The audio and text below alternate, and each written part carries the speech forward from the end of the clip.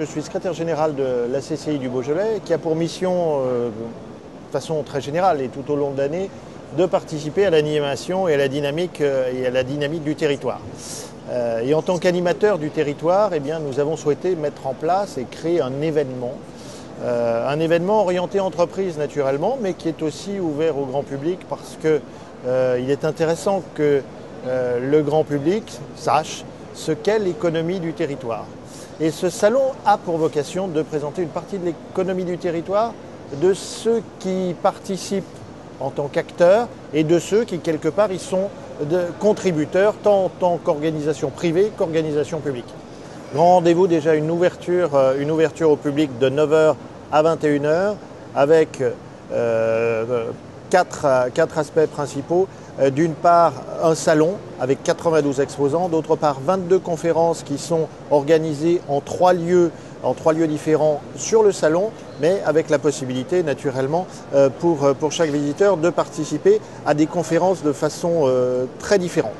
Un temps fort important naturellement qui sera la conférence de Yvan Hémon, puisque nous sommes aussi dans le cadre des 10 ans de Made in Beaujolais et que le canton du Valais a lancé il y a une dizaine d'années une marque qui s'appelle Valais Excellence. Eh bien, nous essayons de travailler les synergies entre deux territoires qui sont des territoires très proches. Troisième temps fort, qui sera la remise des trophées Excellence 2011, qui sont des trophées qui visent à récompenser et à mettre à l'honneur surtout des entreprises qui au cours des 12 derniers mois ont déjà eu une reconnaissance, qu'elle soit régionale, nationale, voire internationale. Et puis en fait cette présentation serait incomplète si je ne mentionnais pas une conférence qui s'orientera aussi aux élus locaux, qui est la conférence et table ronde à laquelle participera Michel Dantin, député européen, Marc Chaléa, qui est le SGAR, le secrétaire général aux affaires régionales, ainsi que Noël Comte, autour du thème de la ruralité et du développement économique et voir comment l'Europe est présente effectivement sur les territoires. Nous avons des stands de tout type et il n'y a pas de stands plus importants les uns que les autres. Ils ont tous leur valeur et quelque part leur valeur d'exemplarité sur le territoire. En revanche, c'est vrai qu'il y a des stands un petit peu atypiques ou des stands innovants. Un stand atypique qui est un stand qui porte sur l'aménagement des vitrines et qui rejoint en ce sens-là notre boutique exemplaire qui, elle, met en avant les meilleures pratiques environnementales, en tout cas pour un commerçant, que ce soit sur le recours à l'énergie, mais sous toutes les formes d'énergie et sur l'art et la manière de mettre en scène une boutique. Et nous avons quelqu'un qui est spécialisé justement dans l'aménagement des vitrines et qui nous a fait quelque chose d'un petit peu innovant sur la forme, un petit peu décalé. Alors cet espace innovation, on a voulu mettre sur cet environnement, on a voulu présenter des savoir-faire locaux et des savoir-faire que les uns et les autres sommes amenés à rencontrer tout au fil des mois ou des années qui viennent. Des produits locaux, vous avez par exemple des innovations qui sont dues à l'entreprise Platard, telles que ce fameux moellon Technibloc, qui est un moellon très respectueux de l'environnement, tant dans son process de fabrication que dans sa mise en œuvre, donc qui est un produit particulièrement innovant en ce sens-là et qui est d'ores et déjà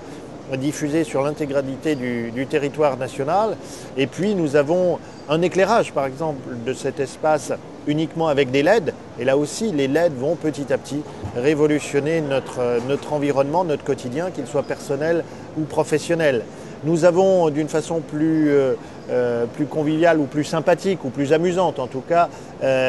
des sortes de vélos patinettes, mais toujours est-il c'est que nous sommes dans des produits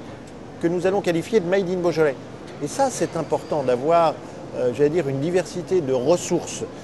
différentes sur le territoire du Beaujolais parce que cette diversité nous permet d'éviter les à-coups conjoncturels qui pourraient affecter un secteur d'activité en particulier. Donc j'élargis peut-être un petit peu le contexte de votre question, mais nous avons besoin de diversité industrielle sur notre territoire et c'est vrai que je crois que cet espace innovation en est aussi le bon reflet avec aussi par exemple un véhicule très très particulier qui est une remorque pour le transport de câbles mais qui est un produit dont les dirigeants s'attachent à rappeler que c'est un produit Made in Beaujolais. Et comme il faut savoir aussi être ouvert, nous avons un produit qui n'est pas 100% Made in Beaujolais, même s'il y a certainement des composantes qui en font partie, qui est un véhicule électrique véhicules électriques naturellement qu'un jour ou l'autre vous serez amené à utiliser. Ce sont des véhicules qui, je crois, d'ici 12 à 18 mois, seront quelque part un petit peu le quotidien des villes. Et puis nous avons naturellement ces problématiques environnementales qui intéressent toujours tout type d'entreprise aujourd'hui. Par exemple la récupération et le stockage des eaux avec une démonstration, j'allais dire quasiment réelle effectivement, d'une citerne souple qui est présentée dès lors que ce type de matériel correspond à la fois à des besoins environnementaux et des besoins de sécurité pour tout type de produit. Et c'est vrai que c'est une entreprise qui nous a semblé intéressante et qui est venue très spontanément puisqu'elle a déjà nombre de produits diffusés sur le territoire.